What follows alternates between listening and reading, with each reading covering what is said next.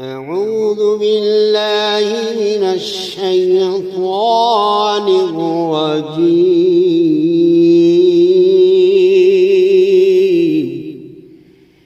ببركة بسم الله الرحمن الرحيم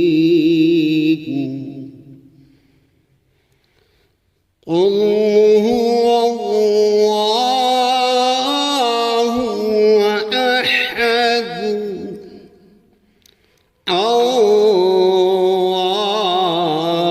الله الصمد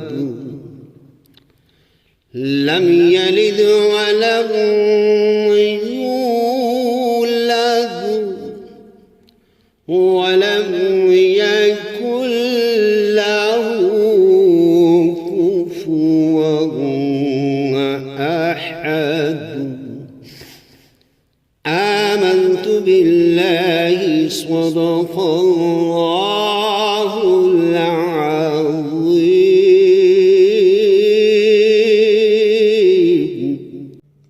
کیونکہ جب آپ ہند میں آئے تو آپ کی زبان بھی ہندی نہیں تھی، آپ اور آپ کے بڑے لوگ فارسی جانتے تھے اور فارسی بولا کرتے تھے، مگر آپ نے تبلیغ اسلام کا ایک شاندار نظام جو قائم کیا اور خدمت کرتے رہے،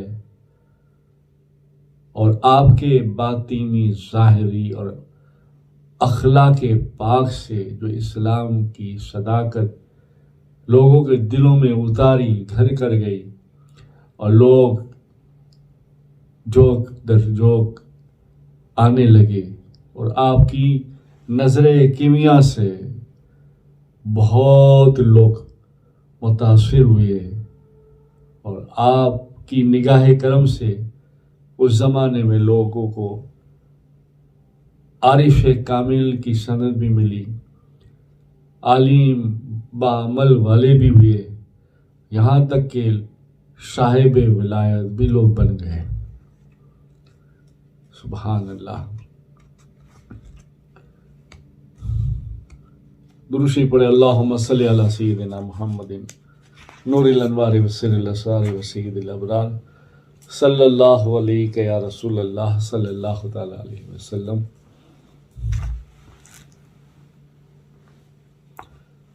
عورتوں میں آپ کی بیٹی حافظ جمال کو دین کے کام کے لیے وقف کیا تھا، مردوں میں آپ سب کرتے تھے، اور کوئی ہندو جماعت کے لوگ مسلمان نہ بنتے یا تو اسلام کی طرف ان کا دھیان نہیں بڑھتا تو آپ اس سے ناراض نہ ہوتے. یعنی لوگ آپ سے اس بات سے ناراض نہیں ہوتے، بلکہ آپ سے اس وقت بھی پیار کرتے اور آپ کی بارگاہ میں نظر یعنی تحفہ بھی بھیجتے تھے.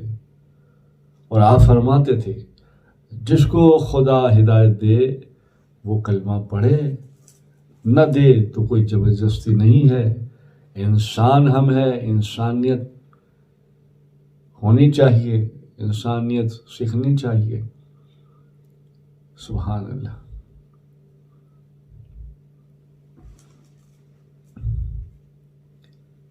ایک دن تو حضور خواجہ معین الدین چشتی رحمۃ اللہ علیہ کوئی شہر کی طرف نکلے،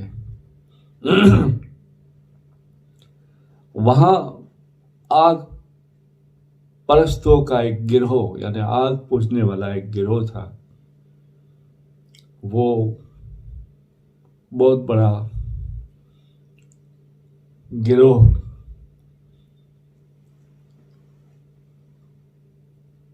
ایک راؤنڈ کی شکل میں آگ جلائی ہوئے، حالہ بنائے ہوئے بیٹھے ہوئے تھے، اور اس قدر آگ جلتی تھی اور سارے کے سارے وہ لوگ آگ کی پوجا کرتے تھے. اور اس پوجا اور حرکت میں وہ لوگ ریاضت اور مجاہدہ بھی کرتے تھے، یعنی 2 5 5 6 دن تک کھانا نہیں کھاتے تھے، اور ایسے 6 مہینے کرتے تھے، تو دل کی پاکیزگی ہو گئی تھی، دل سے خرابیاں دور ہو گئی تھی۔ تو کچھ لوگوں کے دلوں میں دل کی صفائی ہونے کی وجہ سے دل کے حال معلوم ہو جاتے تھے، اور لوگوں کو وہ حال بتاتے تھے، تو اور لوگ گمراہ ہو کر آتے تھے، وہ کہتے تھے کہ بھئی یہ سچے عبادت گزار ہے، اور آگ پرستوں کا یہ گروہ سچا ہے۔ اور اسی درمیان حضور سرکار کا وہاں سے گزر ہوا۔ آپ نے مجھ سے پوچھا کہ آپ آگ کی پرستی کیوں کرتے؟ وہ کہنے لگے ہم آگ کو اس لیے پوچھتے ہیں تاکہ وہ ہمیں دوزخ سے بچا لے، ہمیں تکلیف نہ ہو۔ حضور خواجہ معین الدین چشتی رحمۃ اللہ علیہ، حضور نے فرمایا کہ یہ کیسے ہو سکتا ہے؟ یہ نہیں ہو سکتا۔ دوزخ سے بچنے کا یہ طریقہ آپ کا جو ہے درست نہیں ہے۔ اس آگ کو جس نے پیدا کیا ہے اس کی عبادت کرو، پھر دیکھنا کیا آگ کی مجال ہے کہ آگ تمہیں ذرا برابر بھی جلائے۔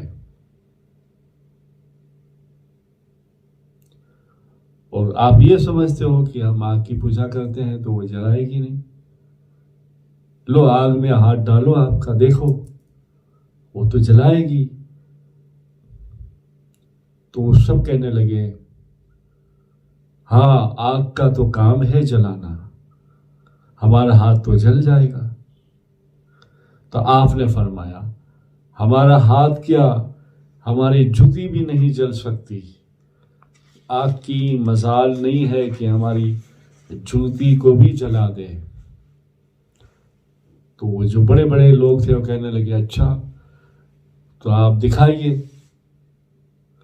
آپ نے اپنی مبارک ایک جوتی پیر مبارک کی اور نکالی اور آگ میں ڈال دی۔ سبحان اللہ۔ اور کچھ دیر بعد آپ نے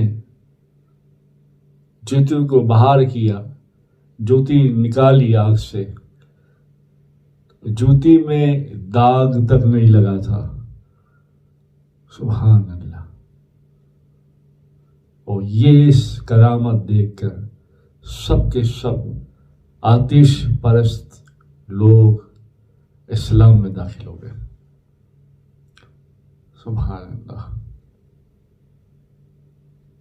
ہر سال اب حج بیت اللہ جو پہلے جاتے تھے، اجمیر شریف آنے کے بعد آپ حج بیت اللہ ہر سال نہیں جاتے تھے، مگر جو حج کے لیے جاتا ان کا کہنا تھا کہ ہم حضور کو دیکھتے اور لوگ کہتے کہ حضور آپ کب آئے؟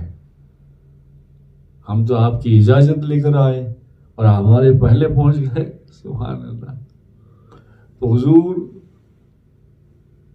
بس ظاہر میں یا ہوتے، خواجہ معین الدین چشتی رحمۃ اللہ علیہ بس ظاہر میں یا ہوتے ہوئے خانہ کعبہ میں نظر آتے۔ سبحان اللہ۔ وہ حج کے سارے ارکان ادا کرتے۔ سبحان اللہ۔ اور لوگ دیکھتے اور آ کر کہتے،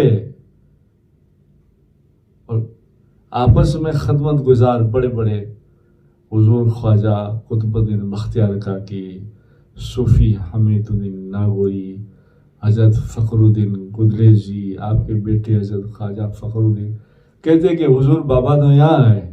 کہا نہیں یار، ہم نے وہاں دیکھا، ملاقات کی۔ سبحان اللہ۔ یہ ہے تمہارے اور میرے خواجہ۔ سبحان اللہ۔ اخلاق سے، نور کی نظر سے زبان پاک سے اسلام، ہر